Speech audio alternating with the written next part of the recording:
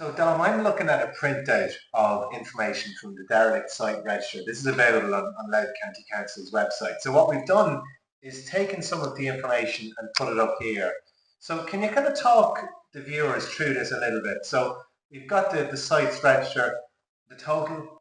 Total, yeah. So the whole total for the whole county of derelict sites officially recognised as derelict is 44. Okay. So that's the whole county. So that includes Drogheda, Dundalk, Carrick, Ardee, everywhere in the county.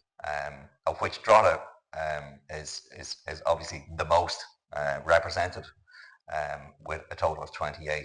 I think one of the key things that we should probably point out, Bobby, is when I started this back in 2020, shocked as I was at the level of dereliction, I did check the Louth County Council derelict sites register at that time, and in 2020 there were only six properties in the whole county on the derelict sites register, of which only one was actually officially recognised as derelict in Drogheda, even though, as we all know, the town was actually falling apart.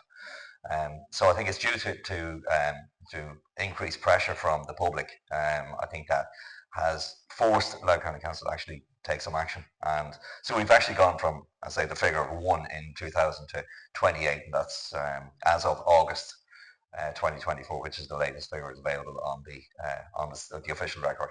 And then of that 28, can you just explain to us what this 15 is, total value?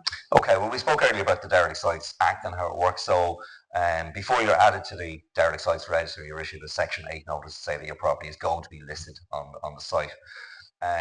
It's then the follow-up is the Section 22, where your property is valued, and the valuation of your property is actually allocated on the site as well. So when you go onto the Derelict Sites Register, you can actually see your property is there, the property owner, the address, and then there's a valuation. And the valuation is against which the levy is then imposed. And the thing about this is that while there are 28 properties registered in Drogheda, only 15 of those properties are actually valued. So the Section 22 part of the Act has not been imposed yet on the owners. So there are 13 properties out there that have yet to be valued, and the value added onto the site. And then of that 15, yeah. As you can see on the document that's available on the County Council's website, the valuation that they arrive at is 1.85 million. Total valuation of all those properties as valued as at 1.85 million, yeah. And the levy then, if it was applied at 7%, which it actually is at the moment, that would guarantee a revenue of just less than 130,000 annually to the council, based on the figures available. And just to mine into this figure a little bit more, do we have an understanding or an awareness of how much of that 129,000 that could be collected annually is collected currently? There's no official information available.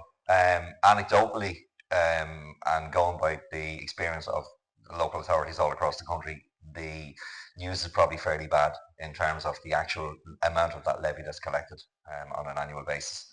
I think the key thing as well to remember with the Louth County Council register is that it's relatively new. So a lot of these properties have only been added there in the last year or 2 years. So it will be very interesting to get some figures from the council in terms of the actual revenue that they have collected. So let's just go back down a little bit. So that figure, that 129,000, hopefully with the support of councillors, we might be able to figure out exactly how much of this is collected. Yeah. Because that strikes me as an amount of money that is significant, that could go back into important things around service provision in Drogheda.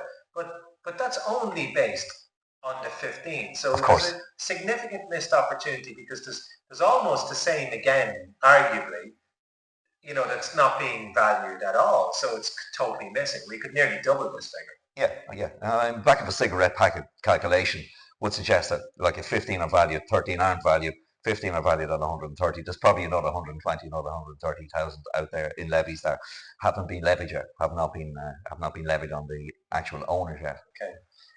And so then that's only on what's in the register. So, we talked about the numbers then of derelict buildings that are not on the register at all. So you're talking about a significant amount of money. I mean, what do you think would be the overall amount if you were to capture the extent of dereliction in Drogheda that would end up in levies? It's hard to say. I mean, we're probably looking at the guts of maybe 100 properties that are derelict. 44, or sorry, 28 are already on the register. There's probably another 72 or so out there.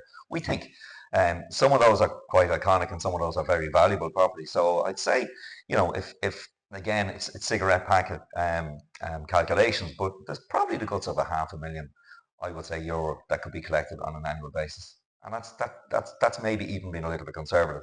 If we're looking at potentially, you know, if the 28 um if the 28 were levied effectively, we're probably looking at the guts of 250,000. So they're at least the same again. So somewhere slightly north of 500,000 wouldn't be a ridiculous estimate to make in terms of what could be collected annually.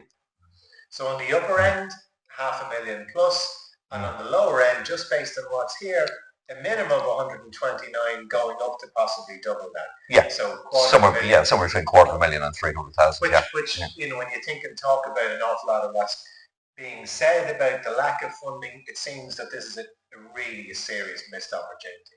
it is. It is. I mean, effectively it's a no-brainer.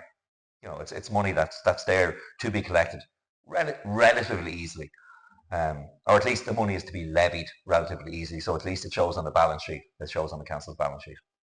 And in fairness, you Mm. mentioned earlier on that, Mm. since 2020, there has been a significant. And the other side of this, I suppose, the more positive side of this from our point of view is that, um, because the focus is now on dereliction, when the council begins to get serious with people and threaten them with the Section 8 and being added to the derelict sites register, certain property owners are actually taking that seriously and doing some work on their places, on their properties, and getting them back into public use. And that's really what the end game has to be here. The end game for us is to end dereliction. It's not to be levying, property owners. It's to get the properties back into use and back into the community. And I think that Mm. that's an excellent point. That Mm. like Drogheda Vacancy and Mm. Dereliction is not trying to increase revenue for sake.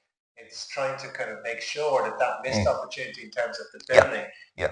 like it's an opportunity lost around the, even just the existing buildings on the register, what they could be doing, what they could be turned into.